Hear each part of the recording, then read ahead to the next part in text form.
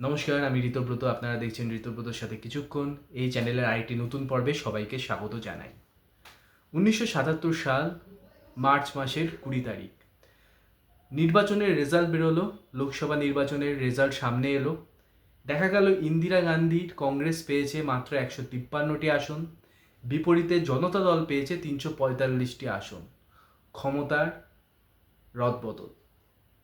সারা ভারতবর্ষের মানুষ এই পরিবর্তন ঘটালেন।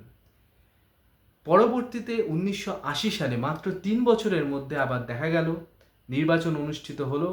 ইন্দিরা গান্ধী বিপুল আসন পেয়ে আবার ক্ষমতায় ফিরে এলেন। এই যে ইন্দিরা গান্ধীর চলে যাওয়া এবং ইন্দিরা গান্ধীর ফিরে আসা, এটা কিন্তু ভারতের রাজনৈতিক ইতিহাসে একটা অন্যতম সেরা অধ্যায় এবং অন্যতম শিক্ষণীয় অধ্যায়। শিক্ষণীয় অধ্যায় কেন, সেটা এপিসোডের লাস্টে বলবো। আজকের এই পর্বে এই গোটা পর্বটি আমরা ধরবার চেষ্টা করব। প্রথমে আমরা জানব যে কেন ইন্দিরা গান্ধী হেরে গিয়েছিলেন, কেন তাকে জরুরি অবস্থা ঘোষণা করতে হয়েছিল, পরবর্তীতে কেন তিনি হেরে গিয়েছিলেন, হেরে যাবেন জেনেও তিনি ইলেকশনে কেন গেলেন 1977 সালে, এবং তিনি ফিরে এলেন কি করে, এই যে ফিনিক্স পাখির উত্থান সেটাই বা কি করে হলো। এই গোটা পর্বটা আপনাদের সামনে তুলে ধরবার চেষ্টা করছি আজকের এই এপিসোডের মাধ্যমে। দেখুন, ঘটনার সূত্রপাত মোটামুটি আমরা যদি দেখি, 1975 সালে এলাহাবাদ হাইকোর্টের বিচারপতি জগমোহন লাল সিনহা একটি রায় দেন এবং নির্বাচনকে, এর আগে যে নির্বাচনটা হয়েছিল সেটাকে তারা ডিসমিস করে দেন এবং অবৈধ বলে ঘোষণা করে। সারা ভারতে একটা রিপারকেশন তৈরি হয়। 1971 সালে ইন্দিরা গান্ধী যে ক্ষমতায় এসেছিলেন, গর্বি হটাও একটা বিখ্যাত স্লোগান, তার মাধ্যমে রেকর্ড সংখ্যক আসন পেয়েছিলেন। 353টা না 352টা পেয়েছিলেন। 352টা আসনে জিতে কিন্তু তিনি ক্ষমতায় এসেছিলেন। 75 সালে যখন এই রায়টা এলাহাবাদ হাইকোর্টের থেকে আসে, তখন ইন্দিরা গান্ধীর যারা কাছের মানুষজন, তারা ইন্দিরা গান্ধীকে বলে কিছু ড্রাস্টিক অ্যাকশন নিতে। ইন্দিরা গান্ধী প্রাথমিকভাবে ভেবেছিলেন তিনি প্রধানমন্ত্রী পদ থেকে পদত্যাগ করবে, কিন্তু তার যারা লয়ালিস্ট তারা তাকে বোঝান সেটা করলে বিপদে পড়বে কংগ্রেস, এবং সার্বিকভাবে সেটা ইন্দিরা গান্ধীর জন্য খুব একটা ভালো পদক্ষেপ হবে না। তার লয়ালিস্ট, তার পাশে ঘিরে থাকা স্তাবকবৃন্দ তাকে বোঝান কিছু ড্রাস্টিক অ্যাকশন নিতে, এবং তখন ইন্দিরা গান্ধীর বিরুদ্ধে বিভিন্ন জায়গায় আন্দোলন শুরু হয়েছে। জেপি জয়প্রকাশ নারায়ণের নেতৃত্বেও একটা আন্দোলন সংগঠিত হচ্ছে। ইন্দিরা গান্ধী ইমার্জেন্সি ঘোষণা করলেন, এবং এই ইমার্জেন্সি পিরিয়ডটায় আমরা দেখলাম কংগ্রেস কিন্তু অনেক স্বেচ্ছাচার করেছিল, এবং সেই স্বেচ্ছাচার হয়েছিল ইন্দিরা গান্ধীর সুপুত্র সঞ্জয় গান্ধীর নেতৃত্বে। তিনিও কাকতালীয়ভাবে তখন যুব কংগ্রেসের মাথা ছিলেন। ইন্দিরা গান্ধী নয়, এই 2 বছর 75 থেকে 77, এই যে 19 মাসের সময়কালটা, সেটা কিন্তু বকলমে সঞ্জয় গান্ধী সবটা পরিচালনা করেছিলেন। এবং তখন এমন অনেক ঘটনা ঘটেছিল যেটা কিন্তু ভারতের রাজনৈতিক ইতিহাসের অন্ধকারতম একটা অধ্যায়কে সূচিত করেছিল। যেমন প্রচুর পলিটিক্যাল কর্মী যারা বিভিন্ন দলের, যারা বিরোধী দল করত, তাদেরকে গ্রেপ্তার করেছিল কোনো কারণ ছাড়া। তাদেরকে কোনো কারণ ছাড়া গ্রেপ্তার করা হয়েছিল। নির্বীজকরণ অভিযান চালানো হয়েছিল উত্তর ভারতের অনেক জায়গায়, দারিদ্র, অশিক্ষা ইত্যাদির সুযোগ নিয়ে। এর সাথে প্রেসের যে ফ্রিডম, সেটা পুরোপুরি নষ্ট করে দেওয়া হয়েছিল। কোনো কথা সরকারের বিরুদ্ধে লেখা যাবে না, এমন একটা নির্দেশ দেওয়া হয়েছিল। একই সাথে স্লাম ক্লিয়ারেন্সের নামে অনেক গরিব মানুষের ক্ষয়ক্ষতি করা হয়েছিল। এবং সার্বিকভাবে আমরা যদি দেখি, মানুষের স্বাধীনতা সেই সময় বিপন্ন হয়ে গিয়েছিল। কিশোর কুমার গান গাইতে চায়নি, সেই জন্য একটা সরকারি অনুষ্ঠানে কিশোর কুমারকে কোনো রকম সেজন্য পুরস্কারও ভূষিত করা হয়নি এবং ব্যান করে দেওয়া হয়েছিল। আমরা জানি কিশোর কুমারের সাথে কি ঘটেছিল সেই সময়।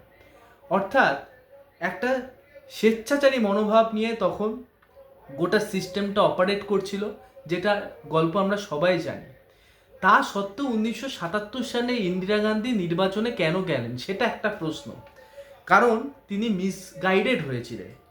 তার যে সচিব আর কে ধাওয়ান, তার মতে তাকে আইবি সূচিত করেছিল যে তিনি যদি এখন নির্বাচনে যান, কারণ দেশে একটা প্রতিক্রিয়া তৈরি হচ্ছে, ইন্দিরা গান্ধী বুঝতে পেরেছিলেন ইমার্জেন্সি দীর্ঘকালের জন্য তিনি জারি রাখতে পারবেন না।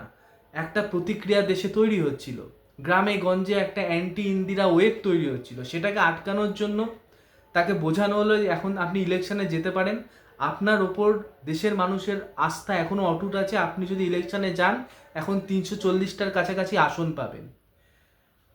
যার প্রধানমন্ত্রীর প্রিন্সিপাল সেক্রেটারিও মোটামুটি একই ধরনের তথ্য দিয়েছিলেন।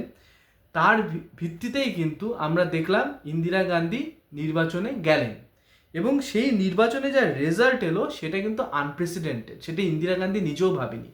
তার কারণ ততদিনে কিন্তু গোটা ভারতের মানুষের মনে একটা অ্যান্টি ইন্দিরা ওয়েভ তৈরি হয়েছিল, যেহেতু এই সরকার মানে বাধাহীনভাবে স্বেচ্ছাচারী মনোভাব নিয়ে চলছিল। দেশের মানুষ অনেক সমস্যার সম্মুখীন হচ্ছিলেন এই ইমার্জেন্সি পিরিয়ডে। আগে যে ইন্দিরা গান্ধী ভালো কাজগুলো করেছিল সেগুলো এক কথায় মানুষের স্মৃতিতে আর ছিল না, কারণ ইমার্জেন্সি মানুষকে এতটাই বিরক্ত করেছে, গোটা সিস্টেমকে এতটাই বিব্রত করেছে, যারা বিরোধী দলের নেতা তাদেরকে এতটাই অত্যাচারিত হতে হয়েছে, গরিবকে বিভিন্ন বর্গের মানুষকে এতটাই অপমানিত হতে হয়েছে এবং তাদের স্বাধীনতা যেহেতু সম্পূর্ণভাবে ক্ষুণ্ণ হয়ে গিয়েছিল, তো স্বাভাবিকভাবেই কিন্তু তারা আর ইন্দিরার পক্ষে ছিল না। ইন্দিরা গান্ধী দেখলেন তার সবাই ভিড়ই হচ্ছে না। ওদিকে জনসংঘের অটল বিহারী বাজপেয়ী তিনি যখন ভাষণ দিচ্ছেন তার সবাই ভিড় ঠিক ঠিক করছে। ইন্দিরা গান্ধী বুঝতে পেরেছিলেন যে এবার ইলেকশন টাফ হবে। এর মধ্যে ঘটে গেল অনেক ঘটনা। জনতা পার্টি তৈরি হলো, সেখানে মোরারজি দেশাই, যিনি কংগ্রেসের যে ওল্ড অর্গানাইজেশন, কংগ্রেস তো দুটো ভাগে ভাগ হয়ে গেছিল, কংগ্রেসের যেটা মূল অর্গানাইজেশন এবং ইন্দিরা কংগ্রেস। তো কংগ্রেসের যে মূল অর্গানাইজেশন তার নেতা ছিলেন, তার সাথে জনসংঘের অটল বিহারী বাজপেয়ী, ভারতীয় ক্রান্তি দলের চরণ সিং, এরা সবাই যুক্ত হয়ে গেলেন। এর সাথে আরেকটা ঘটনা ঘটলো ইলেকশনের ঠিক আগে। কংগ্রেসের একটা খুব সেফ বেট ছিল একজন ব্যক্তি, জগজীবন রাম। তিনি দলিতদের মধ্যে সবথেকে পপুলার মুখ ছিলেন কংগ্রেসে। তিনি কংগ্রেসের বিরুদ্ধে, ইন্দিরা গান্ধীর বিরুদ্ধে বিদ্রোহ ঘোষণা করলেন এবং কংগ্রেস ফর ডেমোক্রেসি বলে আরেকটা ফোরাম তৈরি করলেন। সেখানে উত্তরপ্রদেশের এক্স সিএম বহুগুণা বলে একজন ছিলেন, তিনিও যুক্ত হয়ে গেলেন। অর্থাৎ কংগ্রেসটাও ভেঙে গেল। ইন্দিরা কংগ্রেস যেটা ছিল সেটা থেকেও একটা গ্রুপ বেরিয়ে এলো এবং এই মুভমেন্টের সাথে যুক্ত হলো। জয়প্রকাশ নারায়ণকে যখন গ্রেপ্তার করা হয়েছিল তিনি জেলে বসেই বিপ্লব ঘোষণা করে দিয়েছিলেন, আর তার পপুলারিটি প্রচুর ছিল। সুতরাং সার্বিকভাবে একটা অর্গানাইজড ফর্ম পেল এই অ্যান্টি ইন্দিরা যে পার্টিটা রয়েছে, যেটা জনতা দল হিসাবে পরিচিত, সেটা কিন্তু একটা সামগ্রিক রূপ পেল এবং সেটা কিন্তু এফেক্টিভলি প্রচার করা শুরু করলো। অটল বিহারী বাজপেয়ী বললেন যে ইন্দিরা গান্ধী যদি ক্ষমতায় আসে, গার্গান্ডুয়ান যেটা বলে প্রিজন, অর্থাৎ একটা বিশাল বিশাল বড় প্রিজনে পরিণত হবে এই ভারতে এই গোটা সিস্টেমটা। ইন্দিরা গান্ধী যদি আবার ক্ষমতায় আসে, স্বাভাবিকভাবেই যেভাবে ইন্দিরা গান্ধীর সময় 1975 থেকে 77 সালে ইমার্জেন্সির সময় মানুষ অত্যাচারিত হয়েছে, তো স্বাভাবিকভাবেই বিরোধী পার্টিতে এটা প্রচার করবে এবং বলা হলো যে ইন্দিরা গান্ধী যদি আবার ক্ষমতায় আসে তাহলে কিন্তু ভারত একটা বিশালাকার জেলখানায় পরিণত হবে। তো এভাবে একটা অ্যান্টি ইন্দিরা ওয়েভ তৈরি হলো এবং যার ফলশ্রুতিতে আমরা দেখলাম জনতা দল পেল 345টি আসন, ইন্দিরা গান্ধী পেল 153টি আসন। এখানে যে কোনো ব্যক্তির রাজনৈতিক কেরিয়ার শেষ হয়ে যাওয়ার কথা, কারণ একজন ব্যক্তি যিনি ইমার্জেন্সি ডেকেছেন, যিনি পপুলারিটির দিক থেকে একদম উঁচুতে বসেছিলেন, শীর্ষস্থানে বসেছিলেন, তিনি এভাবে নিচে নেমে পড়লেন এবং তার পুত্র সঞ্জয় গান্ধী বিরুদ্ধে তখন সারা ভারতে একটা বিশাল প্রতিক্রিয়া তৈরি হয়েছে। কারণ সঞ্জয় গান্ধী ইমার্জেন্সির সময় যা কাজ করেছে সেটার জন্য মানুষ তার উপর অত্যন্ত ক্ষিপ্ত। এই জায়গা থেকে ফেরত আসা অলমোস্ট ইম্পসিবল ছিল, কিন্তু ইন্দিরা গান্ধী কিন্তু থামলেন না। তিনি হারটা স্বীকার করেছিলেন হাসি মুখে। তিনি বলেছিলেন সাংবাদিকদের প্রশ্নের জবাবে যখন তিনি হেরে গেলেন যে এবার আমি একটু পরিবারকে বেশি সময় দেব, হাসতে হাসতে বলেছিলেন। কিন্তু তার মাথায় কিন্তু ছিল অন্য প্ল্যান। তিনি ভাবছিলেন যে কিভাবে আমি আবার মূল জায়গায় ফিরতে পারি এবং দেশের মানুষের আস্থা অর্জন করতে পারি। এর একটাই অল্টারনেটিভ, বিরোধী পার্টি ভুল করবেই, যারা শাসকে বসে আছে, শাসন ক্ষমতায় বসে আছে জনতা দল, তারা ভুল করবেই। আমাকে সেই সুযোগে সদ্ব্যবহার করতে হবে এবং আমাকে তৈরি থাকতে হবে। ইন্দিরা গান্ধী কিন্তু সেটা ভেবেছিলেন। এবং আমরা যদি দেখি 1978 সালে কর্ণাটকের চিকমাগালুর গ্রামে একটা উপনির্বাচন ছিল, একটা সামান্য উপনির্বাচন। সেই উপনির্বাচনকে কেন্দ্র করে ইন্দিরা গান্ধী 15-16 দিনে প্রায় 5,000 মাইল পথ অতিক্রম করলেন। শুধু তাই নয়, তিনি দিনে অ্যাভারেজ 7 থেকে 10টা সভা করতেন, ঘুমোতেন খুব কম অ্যাকর্ডিং টু তার সচিব। অর্থাৎ তিনি কিন্তু এর পরবর্তী সময় প্রত্যেকটা নির্বাচনকে অত্যন্ত সিরিয়াসলি নিয়েছেন এবং তিনি তার ভুলগুলো রিপিট করেনি। তিনি কখনো বলেনি যে ইমার্জেন্সি আমি ঠিকই করেছিলাম, ইমার্জেন্সির পক্ষে কোনো কথা বলেনি।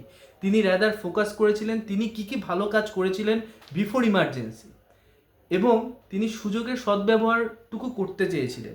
এর মধ্যে ওড়িশার বেলচি গ্রামে আমরা দেখেছি যে এটা একটা খুব গুরুত্বপূর্ণ ঘটনা, আপনারা আশা করি জানেন।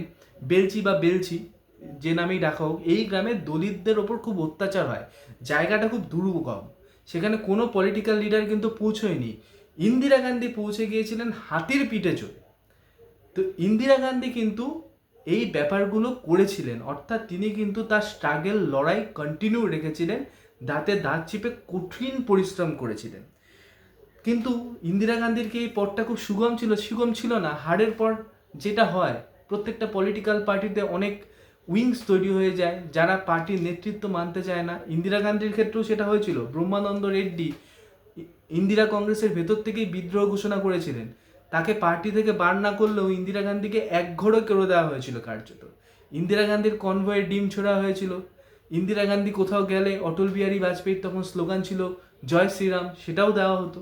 সুতরাং ইন্দিরা গান্ধী কিন্তু সার্বিকভাবে এই প্রসেসগুলোর মধ্যে দিয়ে গেছে, কিন্তু তিনি একদিনের জন্য থেমে থাকেননি। তিনি চেষ্টা করে গেছেন এবং মানুষের কাছে পৌঁছে গেছেন, একদম প্রান্তিকতম মানুষের কাছে পৌঁছে গেছেন। এবার ইন্দিরা গান্ধীর কাছে সুযোগ এলো। জনতা দল তো অনেক দলের একটা সংমিশ্রিত রূপ ছিল, সেখানে একটা বিভাজন তৈরি হয়ে গেল। সবাই প্রধানমন্ত্রী হতে চায়। 1977 সালে জনতা পার্টি ক্ষমতায় আসার পর তো মোরারজি দেশাই প্রধানমন্ত্রী হলেন, তখন তার বয়স 81। কিন্তু ভারতীয় ক্রান্তি দলের চরণ সিংহ প্রধানমন্ত্রী হতে যান। আবার জগজীবন রাম, যিনি কংগ্রেস ভেঙে বেরিয়ে এসেছিলেন, তিনিও প্রধানমন্ত্রী হতে চান। এবার কে প্রধানমন্ত্রী হবে সেটা নিয়ে তাদের মধ্যে একটা বিশাল আকচাকচি চলতে থাকলো। আলটিমেটলি যেটা দেখা গেল, 1979 সালে মোরারজি দেশাইকে প্রধানমন্ত্রী পদ থেকে সরিয়ে দেওয়া হলো এবং চরণ সিং প্রধানমন্ত্রী হলেন। তাকে সাপোর্ট করলেন কে বাইরে থেকে? আবার সেই ইন্দিরা গান্ধীর কংগ্রেস পার্টি। অর্থাৎ ইন্দিরা গান্ধী আবার কিন্তু প্রাসঙ্গিক হয়ে গেলেন এই সুযোগে। 1980 সালে এটা তিনি সাপোর্ট উইথড্র করে দিলেন, তো স্বাভাবিকভাবেই একটা ইলেকশনে যেতে হবে। এর মধ্যে জনতা পার্টির যে সরকার, তারা অনেকগুলো ভুল করে ফেলেছে। প্রথম ভুল, এই যে তাদের মধ্যে কে প্রধানমন্ত্রী হবে এই আকচির জন্য তারা খুব একটা শাসন ব্যবস্থা মন দিতে পারেনি, শাসন ব্যবস্থায় অনেক লুফল ধরা পড়ে। দ্বিতীয় যে জিনিসটি একটা প্রবলেম হয়ে যায় জনতা পার্টি সরকারের জন্য, সেটা হচ্ছে এই সময়কালে তারা যেহেতু শাসন ব্যবস্থাকে খুব ভালো করে অর্গানাইজ রূপ দিতে পারেনি, বিভিন্ন সেক্টরে যতখানি মনোনিবেশ করা উচিত ছিল এই আভ্যন্তরীণ বিদ্রোহের জন্য সেটা করতে পারেননি। সেই জন্য দেখা যায় মূল্যবৃদ্ধি প্রচুর হয়ে যায়, বিশেষ করে পেঁয়াজ আর তেলে। তো মানুষ এটা নিয়ে খুব ক্ষিপ্ত ছিল। ধীরে ধীরে মানুষ এটা বুঝতে থাকে যে ইন্দিরা গান্ধী একটা ভুল করেছেন ঠিকই, কিন্তু ইন্দিরা গান্ধী যখন সরকার ফুল ফ্রেজে রান করছিল তখন কিন্তু একটা স্থিতিশীল সরকার ছিল, তখন একটা সরকার এমন ছিল যে পারফর্ম করছিল। তো ইন্দিরা গান্ধীর প্রতি সহানুভূতি আবার ক্রমশ তৈরি হতে থাকে। এর মধ্যে 1978 সালে ইন্দিরা গান্ধীকে গ্রেপ্তার করা হয়, কারণ জনতা পার্টি সরকার ইন্দিরা গান্ধীর পিছনে প্রথম থেকেই পড়েছিল যে একে জেলে ঢোকাতে হবে। ইন্দিরা গান্ধী সঞ্জয় গান্ধীর বিরুদ্ধে তাকে বহু মামলা দেওয়া হয় এবং আলটিমেটলি 1978 সালে তাকে গ্রেপ্তার করা হয়। এই যে গ্রেপ্তার করা হলো, ইন্দিরা গান্ধীর কিন্তু একটা ইন্দিরা গান্ধীর সপক্ষে একটা সেন্টিমেন্ট ওয়েভ তৈরি হলো। ইন্দিরা গান্ধী কিন্তু সহানুভূতি জোগাড় করা আবার শুরু করলেন। অর্থাৎ আমরা যদি একটু ভালো করে বিচার করি, তবে যে কারণগুলোর জন্য ইন্দিরা গান্ধী ফিরে এলেন, প্রথমটি অবশ্যই জনতা সরকারের ব্যর্থতা, তাদের আভ্যন্তরীণ কোন্দল এবং সেই সময় অস্বাভাবিক মূল্যবৃদ্ধি। দ্বিতীয় কারণ হচ্ছে দলিত গোষ্ঠীর সমর্থন। এই যে ইন্দিরা গান্ধী প্রান্তিকতম মানুষের কাছে পৌঁছে গেলেন এবং জগজীবন রামকে নিয়ে ততদিনে দলিত শ্রেণীর মধ্যে একটা প্রতিক্রিয়া তৈরি হয়েছে। তো দলিত এবং প্রান্তিক মানুষ তারা কিন্তু আবার ইন্দিরা গান্ধীর সপক্ষে চলে এলেন। 3 নম্বর, গ্রেপ্তার এবং সহানুভূতি যেটা বললাম, ইন্দিরা গান্ধীকে গ্রেপ্তার করা হয়েছিল, ইন্দিরা গান্ধী এই এগেনস্টে অনেকটা সহানুভূতি পেয়ে গিয়েছিলেন এবং সার্বিকভাবে একটা স্থিতিশীল সরকার সেটা তখন মানুষ চাইছিল, কারণ জনতা পার্টি তাদের স্থিতিশীল সরকার অফার করতে পারেনি, স্থিতিশীল গভর্নমেন্ট এবং গভর্নেন্স অফার করতে পারেনি। এবং সবশেষে সব থেকে গুরুত্বপূর্ণ যে দিকটি সেটা হচ্ছে ইন্দিরা গান্ধীর অস্বাভাবিক অমানবিক পরিশ্রম। তিনি যা পরিশ্রম করেছেন সেবারের ইলেকশনে, সেটা সেই সময়কার যারা সাংবাদিক, সেই সময়কার যারা পলিটিক্যাল বিশ্লেষক তারা এখনও বলে। তিনি অসাধারণ পরিশ্রম করেছেন, দিনে খুব কম সময় ঘুমোতেন এবং এই সবগুলোর মিলিত রূপ কিন্তু আবার ফিনিক্স পাখির উত্থান, বেঁচে ওঠা, ইন্দিরা গান্ধীর পুনর্বার ক্ষমতায় আসা। এবং এই যে গোটা চ্যাপ্টারটা আমাদের কি শেখায়? এই চ্যাপ্টারটা আমাদের শেখায় যে গণতন্ত্রে মানুষই শেষ কথা বলে। মানুষ চাইলে কখনো কাউকে ছুড়ে ফেলে দিতে পারে, আবার মানুষ চাইলে সে যদি আবার সঠিক পথে চলে আসে তাকে ক্ষমতায় নিয়েও আসতে পারে। এটা কিন্তু খুব ইম্পর্টেন্ট ব্যাপার এবং পলিটিক্সে এটা খুব শিক্ষণীয় ব্যাপার। এই গোটা এপিসোডটা কিন্তু আমাদের সেই শিক্ষাই দেয়। যে ইন্দিরা গান্ধী রায়বেরিলিতে হেরে গিয়েছিলেন 1977 সালে 55,202 ভোটে, তিনি এবার বিপুল ভোটে জেতেন। 354টা পসিবলি 354 বা 353টা আসন কংগ্রেস অর্থাৎ ইন্দিরা কংগ্রেস সেবারের নির্বাচনে পায়। এটা কংগ্রেসের পক্ষে একটা বিশাল বড় রেজাল্ট এবং অলমোস্ট জনতা পার্টিকে ছুঁড়ে ফেলে দেয় ইন্দিরা কংগ্রেস। এই ছিল ইলেকশনের পরিণাম, অর্থাৎ 3 বছরের মধ্যে টোটাল খেলাটা ঘুরে গেল। অর্থাৎ পলিটিক্সে আমরা যেটা কনক্লুড করবো এটা বলে যে পলিটিক্সে কিন্তু স্থায়ী বলে কিছু নেই, ধ্রুবক বলে কিছু নেই। পলিটিক্স সতত পরিবর্তনশীল, রাজনীতি সতত পরিবর্তনশীল, প্রত্যেক মুহূর্তে সম্ভাবনা তৈরি হয়। খুব ইম্পর্টেন্ট হচ্ছে হারটাকে রেকগনাইজ করা, অর্থাৎ আমি যে হেরেছি এবং হারের কারণটা বুঝে ওঠা, আমি এই কারণে হেরেছি, আমি এটা রিপিট করবো না এবং পরবর্তী সময় মানুষের কাছে পৌঁছে যাওয়া, কারণ মানুষই আলটিমেটলি ভোটটা দেবে এবং সঠিক সময়ে সঠিক সুযোগের অপেক্ষা করা। এই কাজগুলো যদি করা হয় যে কোনো পরাজিত ব্যক্তি আবার ফিরে আসতে পারে, কিন্তু সবাই ইন্দিরা গান্ধী হন না।